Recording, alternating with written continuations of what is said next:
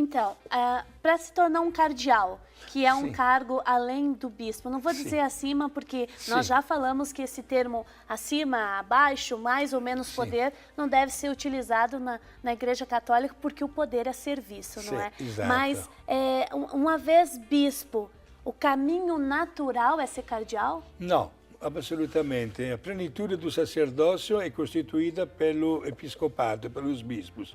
Determinadas dioceses têm como costume ter um cardeal.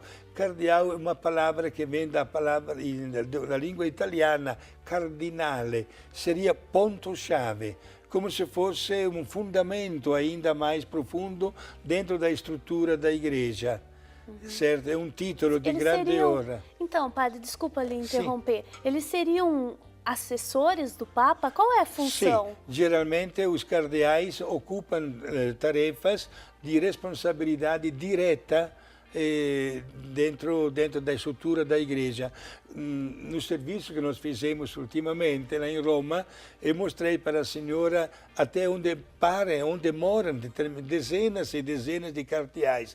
O que eles fazem? Trabalham dentro do Vaticano a serviço das várias chamadas congregações de administração de tudo dentro do Vaticano, não só dos bens, mas também, por exemplo, do mesmo clero, doutrina da fé, liturgia, apostolado entre os jovens, etc. Então, numa linguagem popular, para nós entendermos melhor, eles seriam prefeitos de cidades ou eles seriam deputados?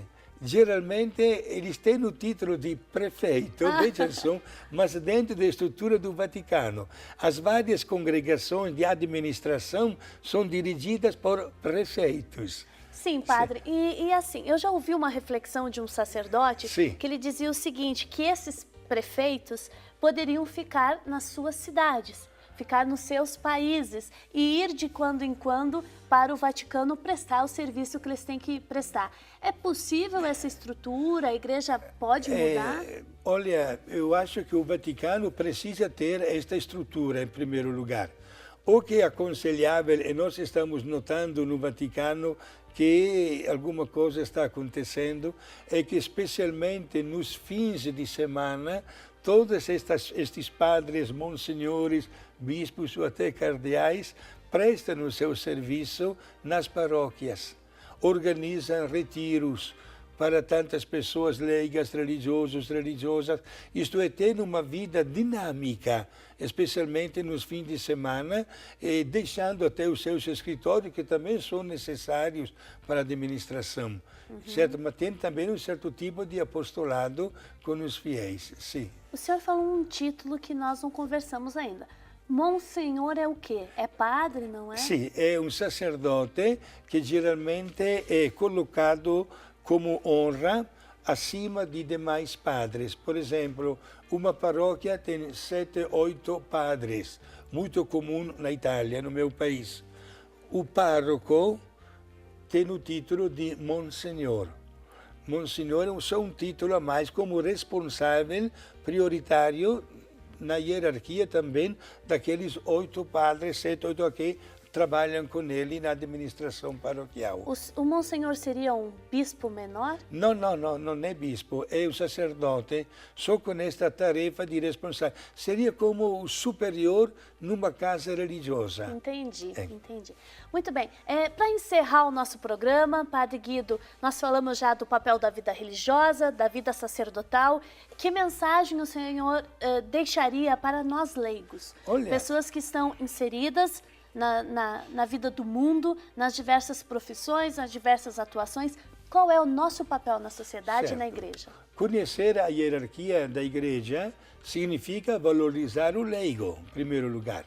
Porque, partindo do Papa, os bispos, sacerdotes e os leigos, todos nós somos parte integrante da igreja.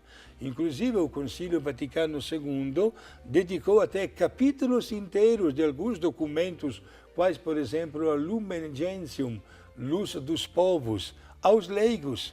A tarefa que uma vez os leigos eram, desculpa a expressão, deixado de lado. Um pouquinho excluídos. Hoje não.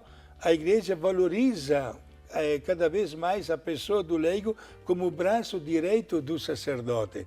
Portanto, sintamos-nos orgulhosos de dar a nossa preciosa contribuição ao desenvolvimento das várias obras da igreja. E, olha, meus amigos, se você mesmo leigo sente dentro de si a vontade de servir a igreja mais de perto, fale com o seu pároco. Você poderá ser até um ministro da Eucaristia, da Palavra de Deus. Você poderá exercer um ministério também a serviço dos doentes, das pessoas falecidas, dando aquele conforto aos familiares. E quem sabe que poderia também ser um diácono permanente, mesmo já sendo uma pessoa casada. Muito bem. E nós vamos encerrar o nosso programa de hoje com esse assunto interessante e que não acabou, não esgotou. Essa é uma primeira conversa nossa. Vocês que estão em casa podem aprofundar ainda mais esse tema, assim como o Eclésia vai trabalhar em outros momentos. E nós vamos pedir a bênção do Padre Guido para as vocações, para quem já escolheu a sua vocação, para quem tem família, para quem é padre, religioso, leigo, engajado e também para as pessoas que estão em dúvida. Padre, dê a sua bênção para nós vocacionados. Exato, somos todos vocacionados para servir a Deus, a começar pela nossa mesma família e quem sabe um dia diante também do rebanho que Deus vai entregar aos nossos cuidados pastorais, né? Então, sejamos generosos. Se Deus chama, vamos dar uma bela resposta e não esqueçam que o presente mais bonito que Deus pode dar para uma família é de doar-lhe um filho que se torne sacerdote ou uma filha que se torne religiosa, tendo em vista o bem que estas pessoas poderão fazer um dia para os fiéis que Deus vai entregar aos seus cuidados. Sejam muito felizes. Minha paz, meu abraço fraterno, com a bênção de Deus Pai, Filho e Espírito Santo. Amém. Amém. Muito obrigado, Padre Guido, por sua participação, a vocês que nos receberam aí em casa. E não esqueça, o Padre Guido, a nossa equipe, vocês, nós somos a igreja. Até mais.